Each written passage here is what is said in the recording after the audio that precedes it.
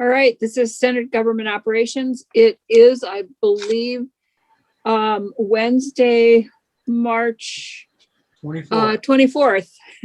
Thank you, Senator Collmore. Yes, the days all kind of flow together when we're doing this on Zoom. Today, and I apologize for the tardiness of our start.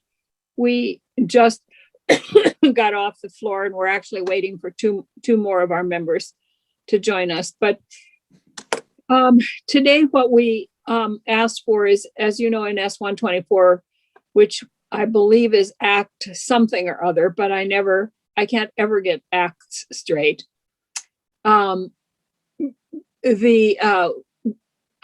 the reports that we asked for, there's a whole series of reports that we asked for, but a couple of those reports were specifically the responsibility of the council to do, and one was on the use of military equipment, some kind of a standard for that. One was on a policy on the use of body cams, and there were quite a number of questions around the body cams, and part of it was the storage and the accessibility and redaction. And so it's much more complicated than just getting body cams.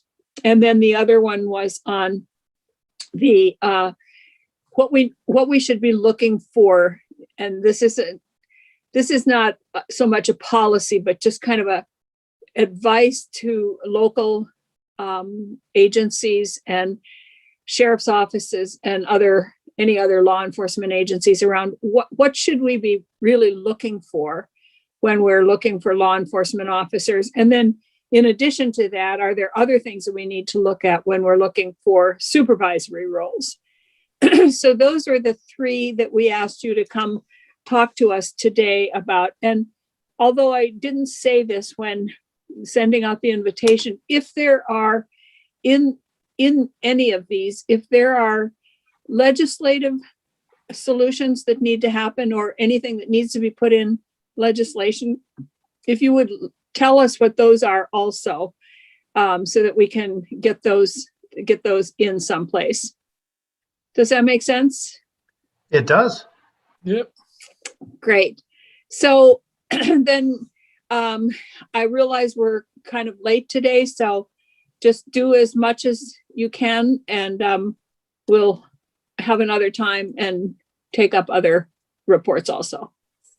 So thank you, Madam Chair. I appreciate the opportunity. For the record, Bill Sheets, I'm the interim executive director of the Vermont Criminal Justice Council / Vermont Police Academy for another 2.5 weeks before Heather Simon officially takes the role here. So I appreciate the opportunity. I know I've been in several times. I'll take the easiest one first. The easiest one first is actually a responsibility, at least first blush, of the Law Enforcement Advisory Board. So that is the entrance requirement and the guidelines for hiring and supervisory promotions within organizations. mm-hmm. Of course, this position that I'm in sits on the Law Enforcement Advisory Board. I do know that is on their agenda, and they have a draft copy ready for dissemination at their meeting on Monday, the 29th. So I think that's actually nearing completion, or at least a fairly revised and well-refined rough draft for their review. And how are they doing it? Are they doing it as kind of a guidance for local law enforcement to use when they're hiring and promoting? Yeah, I think a best practices guide for all of the above related to entrance personnel that are just coming into the organization, as well as promotional opportunities throughout a career. Mm-hmm. Well, that was an easy report. That's my easiest one. I would love to tell you that the rest are done and complete. Here's what I can say. There's a tremendous amount of work within Act 56 S-124. I can speak about any of them. I do just, if it's okay, Madam Chair, I'd like to give an overview kind of where the council Mhm. subcommittees and working groups are overall in this process, if it's okay with you. No, that's perfect. Thank you. So we've had 3 full council meetings, and of course, the new version, 24 person. And really, we recognize that that's a bit of an unwieldy number, and the majority of the work is happening through subcommittees and working groups. We now have 17 of those. So I think my responsibility and my goal prior to departing and Heather's arrival in 2.5 weeks is that we have the first layer meeting for all of these committees and working groups. We have them, they're all being asked right now to identify a prioritized timeline based on language in S124 and other areas for their work. Then we intend to create a master timeline, kind of a visual walkthrough of all 17 committees, knowing the pressure, the timelines, and then candidly, the balance between us running a Vermont Police Academy with a level 3 full-time course coming up in the very near future and juggling all of those responsibilities. So, you know, I testified before, you don't get thanked enough. S124 is really good. It's impactful. It's meaningful. We take it seriously. We continue to take it seriously. We just, in some areas, we know that certain things have definitive timelines. So for example, the body worn camera policy, Law Enforcement Advisory Board just barely handed us their version of that. So we barely introduced that last week at the council meeting to solicit interest from the council members. And we have created a working group to identify the work that needs to be done there. The timeline on that, for example, is January 1st, 2022. That sounds like a long time. There's a tremendous amount of work that has to be done. Especially when it comes to the guidelines, the retention, the redaction, things like that. So we know that that committee, that working group has to get moving and has to get moving now. Here's the balance, again, is running the day-to-day operations and doing it in its intended fashion, which is nothing but the best. That's our intention, is to deliver the best training and create the best product with our law enforcement allied agencies in Vermont. And we are a family, as you know. The vast majority of instructors here are from outside agencies that come in and do subject matter expertise. So we want to deliver that at the same time. We want to make sure that these 17 subcommittees and working groups are getting the job done and meeting the requirements and timelines of this committee and the legislature. Can you tell us what the 17, do you have that at your fingertips? I do, and actually I was hoping, but again, based on pace, I have been joking, and I actually got it on the record in the House side, so I should get it on the record here.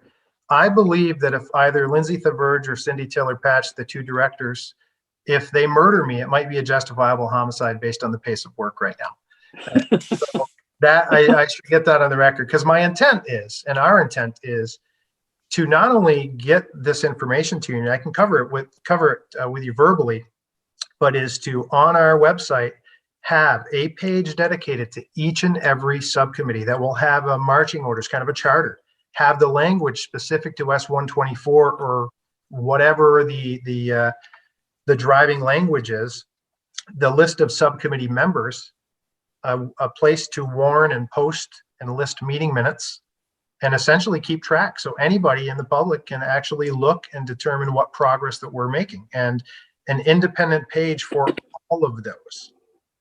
So the subcommittees are long-term committees that we know have to exist, and they're always going to have to exist for all the right reasons. Working groups we've defined as they have a finite marching order with a timeline, and once they're done, then we can use those resources elsewhere. So I'll start with the working groups. So the council rules. Council rules are something that really do not match up any longer with our 24-person council. So we are in the process of identifying through our assigned attorney, through Bill Sorrell and some other volunteers, we're beginning the work of revising our council rules.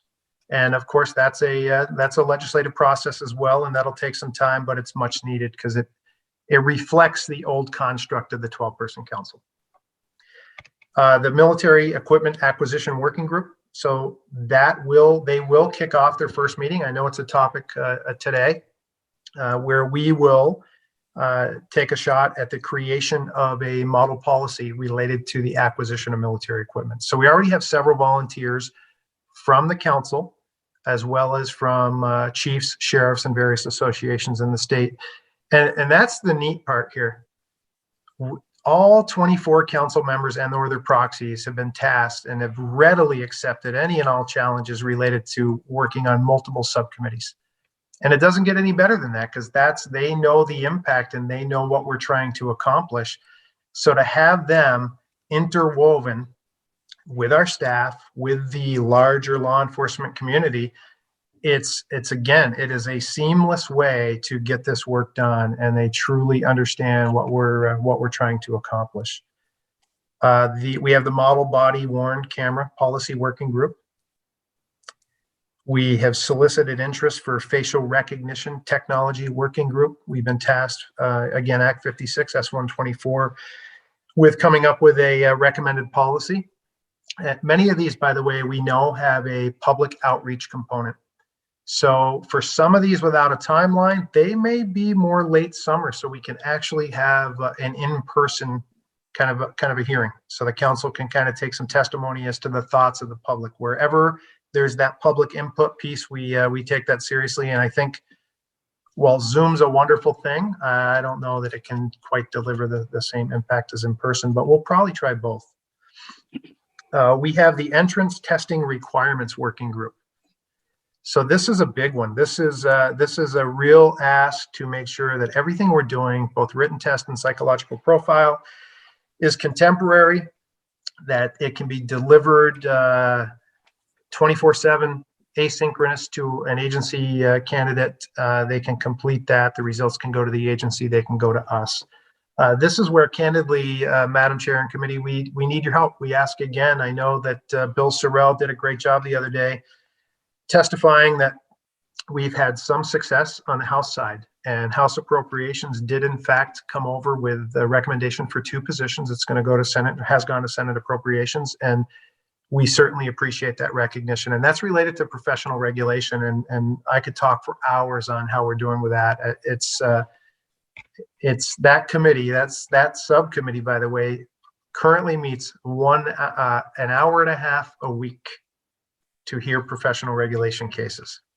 It's almost, and by the way, prior to those meetings, they receive documentation that can be hundreds of pages. So it's nearly it's a rather onerous process, but really good results. So I know I'm bouncing all over the place here, but because that is a regular committee, right? That's not a working group. correct. Yes. Okay. Yeah. So there are areas like this entrance testing requirement working group. Madam Chair, may I ask a question? Yes, I'm sorry, Senator Clarkson. Yeah, hi, Bill, sorry, the entrance testing requirements is not a working group, it's a standing group work. No, professional regulation is a, Oh, professional, sorry, so you skipped on, so I wanted to ask you a question about the entrance testing requirements. Sure. Surely there must be some great models out there for states that have already revamped their entrance testing. We don't need to reinvent the wheel on this one, do we? I don't think so. I think we want to make sure that we do it in a fashion that represents Vermont. And I think that we in Vermont do some things better than other areas. The easy answer is we need, in all likelihood, a small amount of one-time money to actually go ahead and identify a vendor and a process to solicit the work that needs to be done in this area. Once it's done, that should live with a vendor for them to be able to deliver a secure test, whether it's a 100-question multiple choice. But I think, Senator, you're on point. We are in the process of surveying other states and municipalities to determine if there is a mechanism with some assurances that it's meeting the criteria that's critically important to all of us, right? So the bias piece is massive. We want to ensure that everybody has the same opportunity when they sit down and take that test, whether it's in person currently under the current construct or if they're doing it in front of a computer. They should have the same ability to make it through in the same criteria. Oh, absolutely. But again, other states have been, so I would assume there was help out there. So it's the Professional Regulation Committee that's the standing committee? Yes, that's one of them, and it's my fault for bouncing all over the place. Sorry, I get excited when I talk about this stuff, so. Right. Okay, great. Okay, great. So the entrance testing, we are anticipating, and I know this is not one of the fiscal committees, but I know we appreciate your longtime support in terms of what we're trying to do. The leanest of lean budgets. What's the financial ask on that? $25,000 to $50,000 to just one time, and then we'll have an operation set up that I think will greatly benefit every organization in the state of Vermont, and we'll have something that we can stand behind and be proud of, that you can be proud of. That's an ask in S124. Okay. And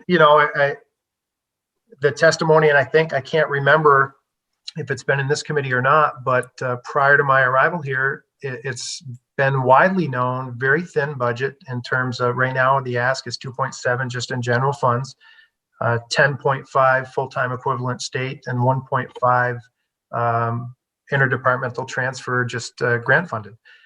We last year ran out of money to buy a toner for the copier.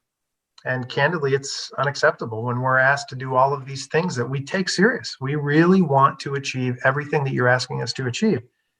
But when there's not money to buy toner, I'm not sure how we can say to a committee, we do have $50,000 to really take a look at this and implement it in the way that it should be implemented.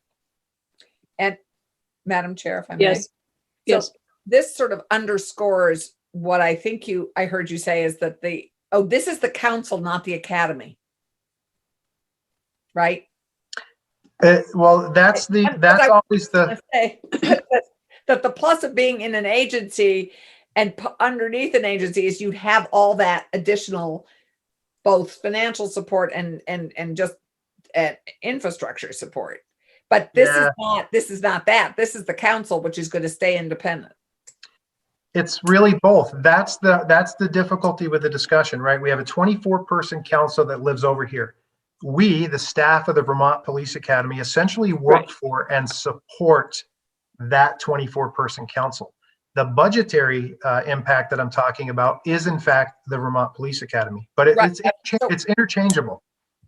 So some of the financial challenges could be managed a little more easily with a big sibling agency advocating and ensuring better budgets for the academy.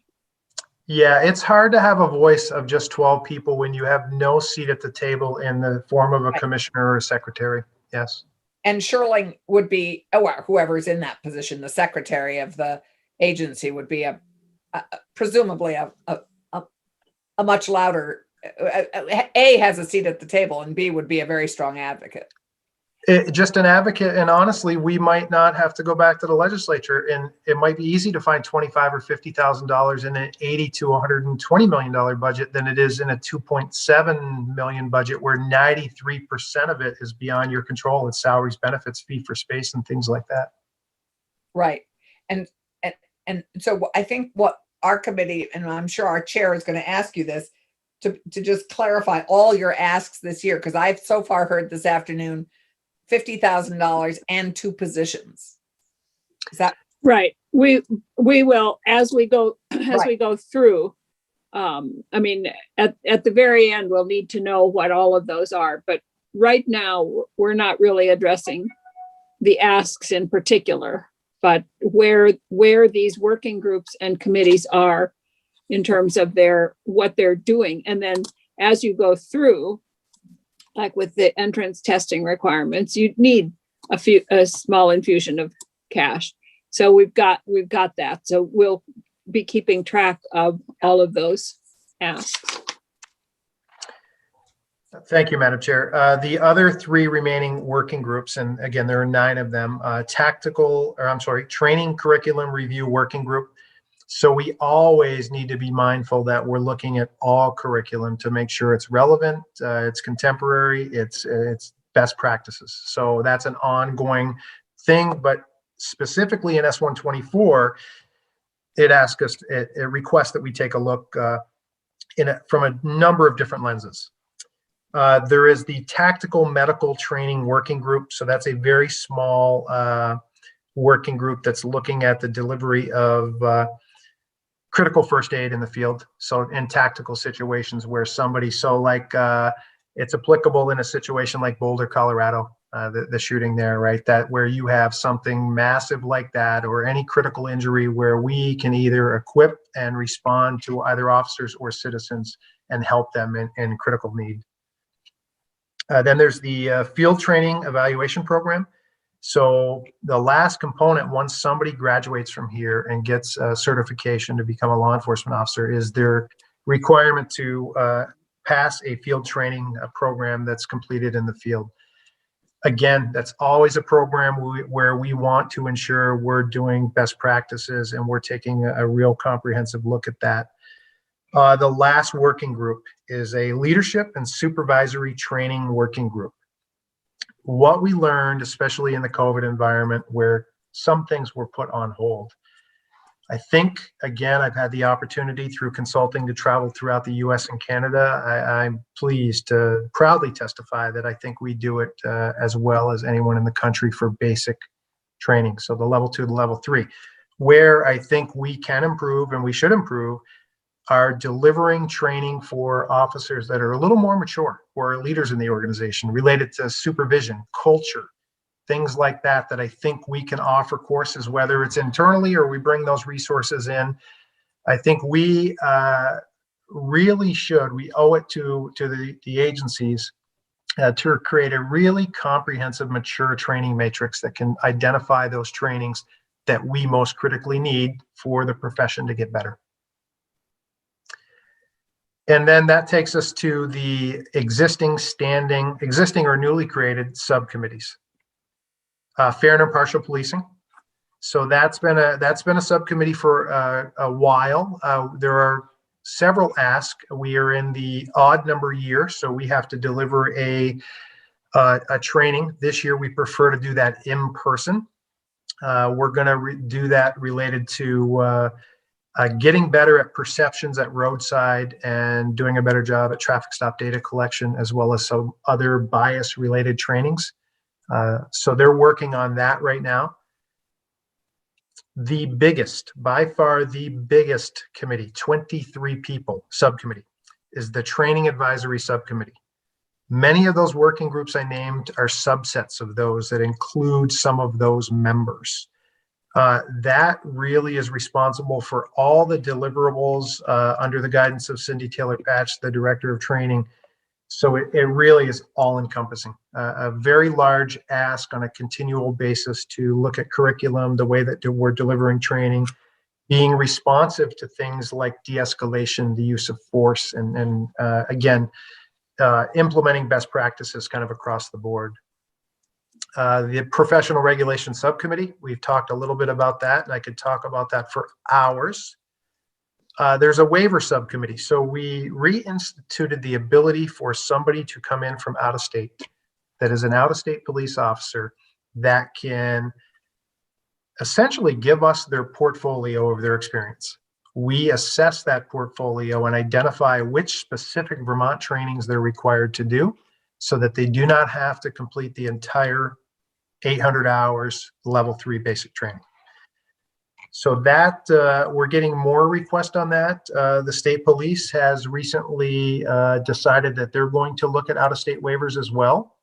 So that should increase the scope and the responsibility of that committee, which is why we made it a standing subcommittee again. We have a domestic violence subcommittee. Again, they're looking at deliverables for training. There are certain training requirements or biannually. There's a canine subcommittee, a use of force subcommittee, and a highway safety subcommittee. And Madam Chair, if it's okay, I think if you give us a week, I believe we can have the outline of all of these and provide you written documentation. Again, description of the subcommittee, who's assigned to each subcommittee from the council, maybe a reminder of who's on the council, and kind of the charter and the timeline and what's happening in all of those. Because I think that really, it's complex. There's a lot of things that are happening. And again, we love it. We take it all seriously. It's just a lot of work. Yeah, I thank you. And I think that last year when we were looking at 124, there was some pressure for us to come up with all these answers. And it knowing the complexity of it, it didn't make any sense to us to try to come up with the answers for these, but to instead ask the appropriate groups.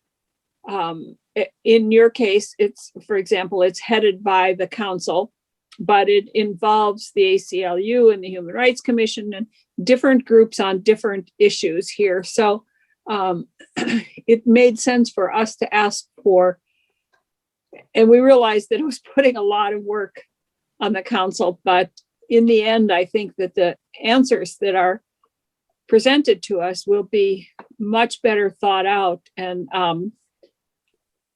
meaningful than had we tried last year to come up with those. Senator Clarkson, did you have, I thought. Oh, thank you, Madam Chair.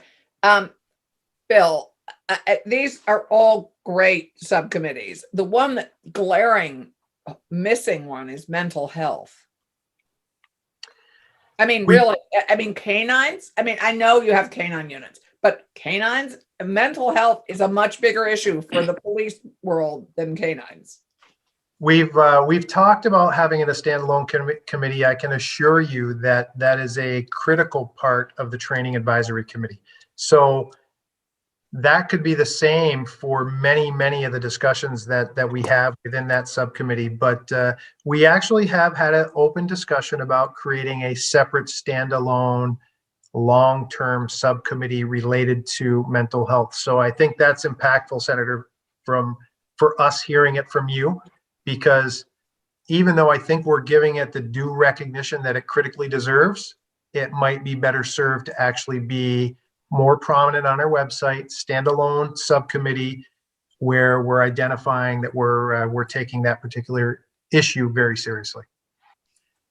I actually have some mixed feelings about that, just because I think that issues of mental health and bias should be interwoven with every single one of these committees. That if you're talking about professional regulation, it should be part of that. If you're talking about the use of body cams, it should be part of that, or any other. So I think it's a conversation you need to have more about whether to have a special a special committee that's devoted to mental health. Well, they have one devoted to impartial policing. I mean, they have devoted but to. That was the legislature that did that, and I have to tell you, I have mixed feelings about the way we did it and the way we applied it, and but I have a real problem with model policies in general. I think that a model policy that's defined, and that's why I'm hoping that when you are talking about things like the use of body cams and facial recognition and stuff, that what you're looking at is what should be in a policy, the things that people need to put into a policy. And I know that on the FIP policies, there were some real issues, and we reviewed them all. And there's things like in the model policy that says you have to treat all community members in the same way. That should be part of the overall policy of the police department. That shouldn't be just in a fair and impartial policing policy or just in a mental health policy. It should be the overall. But if when we were looking at the policies, if they didn't have it in their fair and impartial policing policy as such, but had it in their general policies, then it wasn't accepted as a legitimate policy. So I think that we need to be, we need to tell people what they need to address in a policy, but to actually tell them that this is their policy is both, in my mind, doesn't make any sense. And it also, all the department has to do is to say, we're just going to accept the policy that was given to us. They don't have to discuss it. They don't have to grapple with it. They don't have to say, what does this really mean? They just have to accept the model policy. And that doesn't do anything in terms of their education. But I'll stop about that because I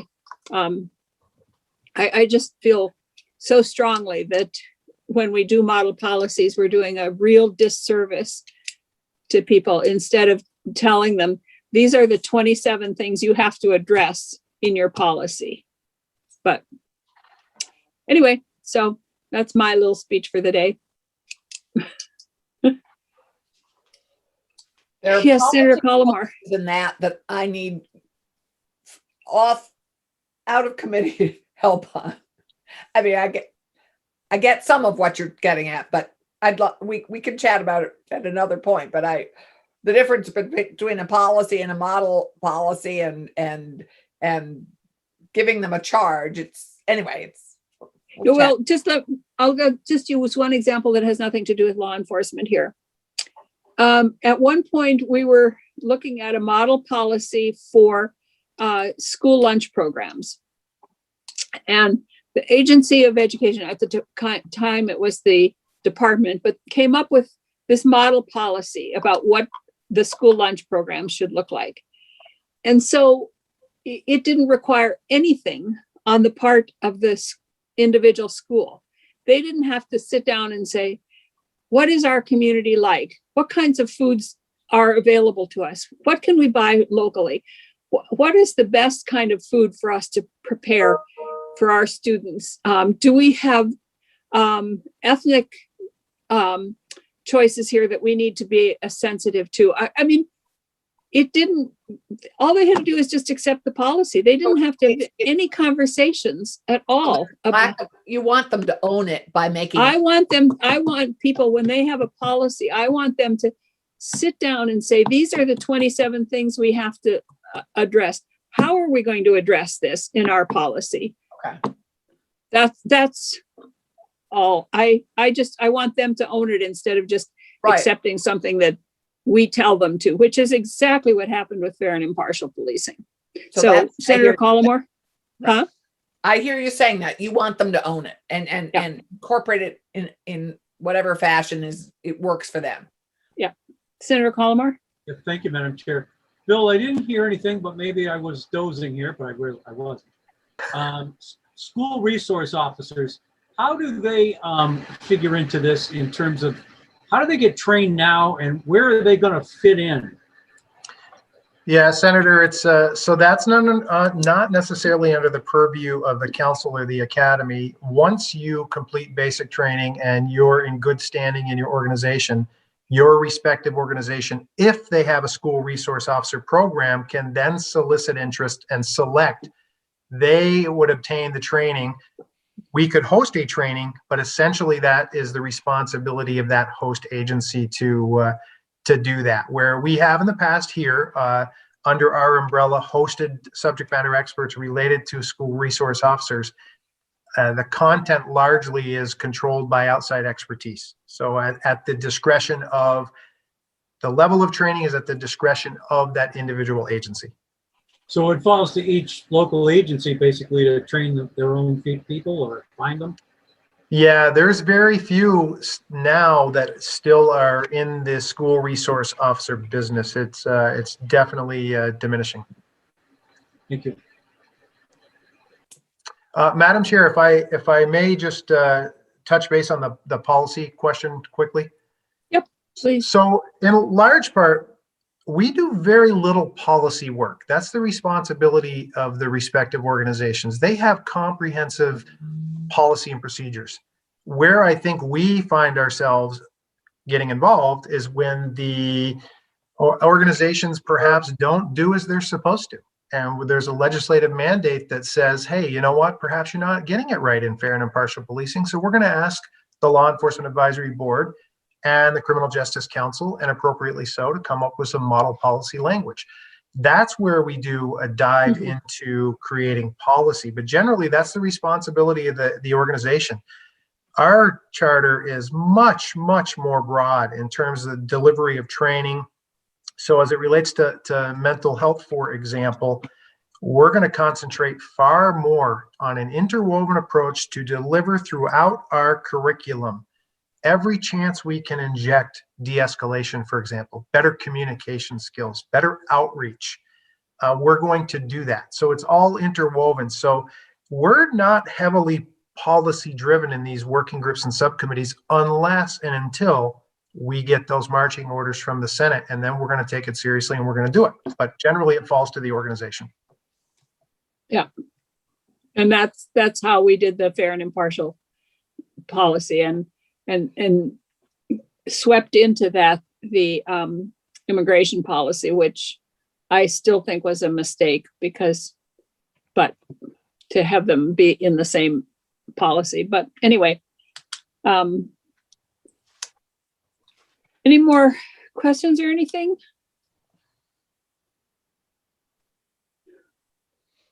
Comments? No, do you have a total of Bill, how many people are now engaged in all this work? I mean, you have all these subcommittees. It's not just the 24 council members. I assume you have members from all over the place on these. How many people are engaged in all this work? Dozens, likely over 100, but don't quote me on that for a week. You can quote me in a week when I send you a document that has all of that. Oh, I can tell you right now, I have a list of the reports that we requested. There are 10 of them, 10 reports. And each of them, like the law enforcement hiring qualifications, was the responsibility of the council, but they were to work with Human Rights Commission, ACLU, the relevant social and racial equity groups, mental health agencies, people with who had themselves had mental health issues. So there's tons of people involved in these reports. I believe I would say well over 100.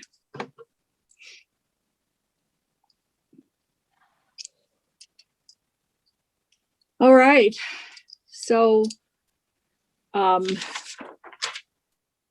I realize that we don't have any specifics, but we'll give you another week or so, how about we give you a week and a half? Thank you, Madam Chair. And primarily because I've been trying to do next week's schedule and it's already filling up, but so, and then at that point, what I would also ask when you do them, if there's legislative changes that need to happen in order to make any of the changes that your reports are suggesting, that you bring those to us also so that we can get those. I don't know what they might be, but I mean, just something as simple as how to go from level 2 to level 3 without having to repeat the whole thing. If there's an answer for that, it might need a legislative change somewhere.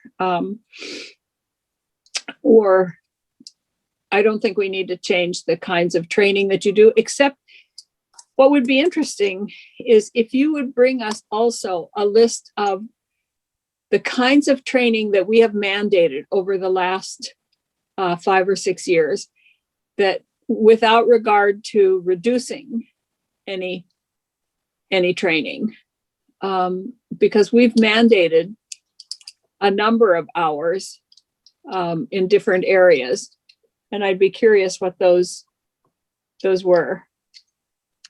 We can certainly put that together. is there anything else, committee, that we should be looking for? That's a lot. Yeah, I think they're working pretty hard. Huh? I think they're working pretty hard. I think so too. And it's, I know that this is work that doesn't get a lot of press, or doesn't seem very glitzy. And it doesn't ever move fast enough for most people. But I think that it is happening, and I think that we should acknowledge that. So anybody else? As much as you didn't like the fair and impartial policing work, it actually has enabled a huge amount of our moving with data into our whole racial equity discussion. I mean, it really was so essential for the work that followed. So No, I didn't say I didn't like. I know you didn't like the way it was done. I didn't like the way that the legislature came up with a policy and said, this is the policy that you're going to have. I thought that didn't make any sense to me, but that's my bias about policies. And it's not an implicit bias. It's very explicit. And I was going to say, all of your biases are pretty explicit. Not all of them. I keep discovering ones that I didn't know about. Your committee mates are pretty clear on them. Oh, on my explicit ones, but I keep discovering New ones every day. Really, I do. I'm trying to get Brian to smile. All right, committee, is there anything else? Thank you, Bill, for meeting with us, and we look forward to the reports. I think this is really important work, and so the other, well, maybe, I don't know if you have answers to this. There was an article in our paper not too long ago that said Vermont is the most policed state in the country, and I've heard the opposite. And it said that the number of traffic stops have increased. I don't know what the percentage was. And I wonder if there's any reason, if we know why those, maybe that's more a question for Mike Sherling, about what the kinds of stops are, if they're mostly drug related, if they're speeding related, but why we have. Is that how it's measured? Just on traffic stops? That's ridiculous. Well, that is the measure that this article was using, as they said that we have more stops than we've ever had before. And I do know that we have a lot of stops down here. And it quoted Bennington as being really high, and I think Wyndham as being really high. And one of the problems is we have 91 right here, and Bennington has Route 9 and 7. And I mean, the other day there was a guy driving about 110 miles an hour in an unregistered car with bad license plates or something. And he had, I don't know how many bags of heroin in the car. So I don't know if we have more stops because we have more drug trafficking or what. But we'll ask Mike Sherling that, I guess. Probably better than you. Certainly not in my purview, for sure. I will gladly defer to the commissioner on that one. So if we have a full class starting soon, how many is that? 40? No. So in a COVID environment, we were restricted because of a whole bunch of COVID concerns to 28.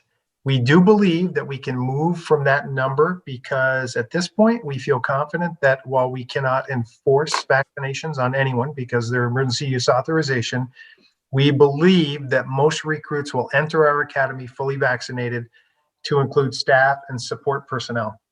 We believe we can fully accommodate everybody on the list and wait list, and that varies often greatly.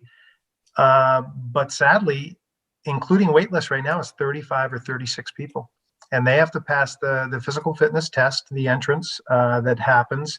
And if they're successful in doing that, they will enter here, usually a max of 38 comfortably because of scenarios on May 3rd. The state police 3-week pre-basic starts 3 weeks before that. And then it's 16 weeks. And then they have what's called a post-basic for another 4 weeks. So we do that twice a year. It's 23 weeks twice a year. So just the level 3, that's what our small staff is working with almost full time, 46 weeks out of the year. Then you have to do the level 2s and deliver all of the other training deliverables as well. So that's one of the reasons why you need to look at less residential training perhaps, and more in the field or regional non-overnight training. And that might accommodate some people who aren't on the waiting list because, as was brought up to us by the mayor of Winooski when she talked to us, that she had, and she just had one person, she said, but who was a single mom with a kid and could not possibly go for 16 weeks of overnight training, but would have made a great police officer. Yeah, and So- that's certainly one of the areas that we're taking seriously, and we'll take a comprehensive look at that through the work of the subcommittees and working groups. Good. But the easy answer on that is, unfortunately, I think it's more of a difficulty in recruiting in this current environment for agencies sending candidates to us for entrance, because honestly, if the wait list was more, we would likely be able to accommodate many more. So for those that are going to fail the physical fitness requirements, we're probably going to be under 30, and we would like to be at 38. Well, I'll make my other speech for the day. Think about it. Why would anybody want to become a law enforcement officer in this environment? I mean, we've done our best to demonize them, I think. I think it's full of opportunities. And I think that people who care about their communities and public safety and public health might actually be inspired by what's going on and wanting to really engage with it now. I think there's a whole new reason for maybe wanting to join. I agree with you, it's tough. Certainly the pay needs to be brought up. I mean, the pay is a big issue. And the only really well-paid team are the bigger towns and the Vermont State Police. So I think pay is a big issue, but I think actually we need, and that's a question for Bill later, is how are we recruiting? What kind of exciting, I mean, I know you don't have the money to get a great recruiter, marketing and all that stuff, but I think actually in this environment with the right angle, there are huge communities to recruit from right now. I mean, I think our BIPOC community would be a great community to be engaging with to recruit as officers. I mean, this is it's a rich opportunity for people who want to engage and be involved in leadership in their community. Yeah, I do agree with you that we need to expand our recruiting, and I was very excited to see that Omar Buell became he was one of the ones that was at our Democratic caucus 2 years ago and talked to us about wanting, he's a Somalian refugee, I believe. And, and that's good. And we need to do that. I have had 2 law enforcement people who are really good people. And they have just told their kids, over my dead body, will you become a cop? Because of the current environment. So we need to find a balance there. It's I think it's, anyway. Anybody else need to make a speech of the day? Sorry about that. I'm all set. This and town meeting are two topics that I can't ever help but expounding on. I happen to agree with you, Madam Chair. I'm sensitive to Senator Clarkson's point, but I think if you ask the average law enforcement person now, and money's an issue, I won't deny that, but so is respect. And I don't know that they're getting the kind of respect they might have had 20 or 25 years ago. I think we have allowed, things to happen that are bad. And to me, I bet if you made a list of the top 10 occupations, I don't think law enforcement even make the top 10. I think it's too bad. So, and that's why we need to continue to change the culture here. I think that Vermont does have a better culture among law enforcement it's not perfect. It's not perfect. And we need to change where it isn't perfect. We need to change it, but we need to continue that cultural change within law enforcement so that we do have, Senator Rahm. Well, I just wanted to say, I mean, one thing a lot of states have started to track is how expensive misconduct is. I feel like we can easily get stuck in right or wrong, but a lot of states are starting to show that their local municipalities might spend 6% of their budget on, these cases and the problems. I mean, this has been very expensive for Vermont. Rutland, White River Junction, those have been huge burdens on taxpayers. So, it's not just do we like police or not, but this is a profession that will continue to be heavily regulated because it's life or death, civil liberty or not for people. And it gets extremely expensive to have misconduct on your books and a culture that's not accountable. But how do you feel about recruiting in the BIPOC community now? I mean, don't you think that's an opportunity that we could, and I would argue. But some of those cases where Black officers felt forced out because of the culture. I know, but we're working actively to try and change the culture. But if they see those major headlines, you asked me a question and I'm giving you my answer, which is if they see a culture that doesn't evolve with their presence, then no, they're not going to stay. And I think Omar Boulay is a great, example of a pioneer and someone who really, we know that it's hard with certain tests that for new American folks to participate. I want good police officers, but that means the culture has to accept these changes. Otherwise, it's expensive when someone leaves and choose a department for creating an unsafe environment for them. Mm-hmm. Oh, absolutely. But we're committed to change. I mean, I don't think that's anyway. Yeah.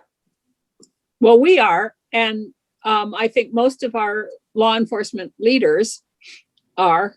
And so we just need to make sure that we give the support that's needed to continue that cultural change and to make sure that those people who are not changing with the change in culture are somehow disciplined, or as we used to say in the 60s, I'm going to send you back for regrooving. So we need to make sure that the people get the message that it is changing and that we continue to support that however we need to do that. That's why I suggested that if there are any legislative changes that need to be made here, that we need to be aware of those. So, anything else? Okay. Thank you, Bill.